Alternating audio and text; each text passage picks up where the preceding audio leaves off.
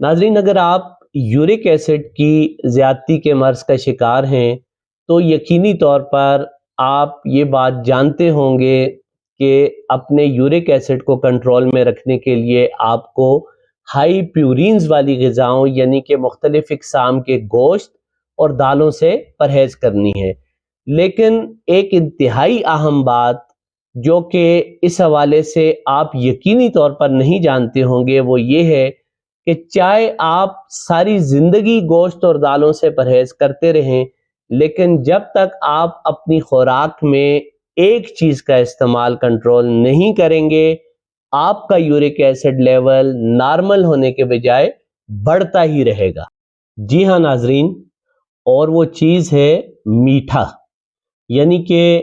تمام میٹھے مشروبات بشمول تازہ پھلوں کا جوس،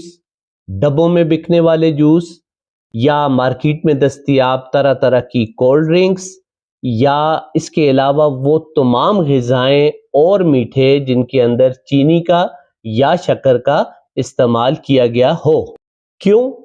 کیونکہ ان تمام غذاؤں میں فرکٹوز شوگر ہوتی ہے، اور فرکٹوز شوگر پیورینز والی غذاؤں کی طرح یعنی کہ گوشت اور دالوں کی طرح نہ صرف یہ کہ جسم میں یورک ایسڈ کی پیداوار کو بڑھا سکتی ہے، بلکہ دوسری طرف گردوں کے ذریعے یورک ایسڈ کے اخراج کے عمل کو بھی سست کر دیتی ہے،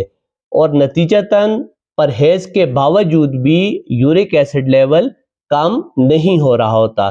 لہٰذا ناظرین، اگر آپ کا یورک ایسڈ بھی خدا نخواستہ پیورینز والی غذاؤں یعنی کہ گوشت اور دالوں وغیرہ سے پرہیز کے باوجود بھی کم نہیں ہو رہا، تو آپ صرف اپنی خوراک میں میٹھے کو کنٹرول کیجئے۔ انشاءاللہ آپ کا یورک ایسڈ لیول بہت جلد کنٹرول ہونا شروع ہو جائے گا۔ شکریہ۔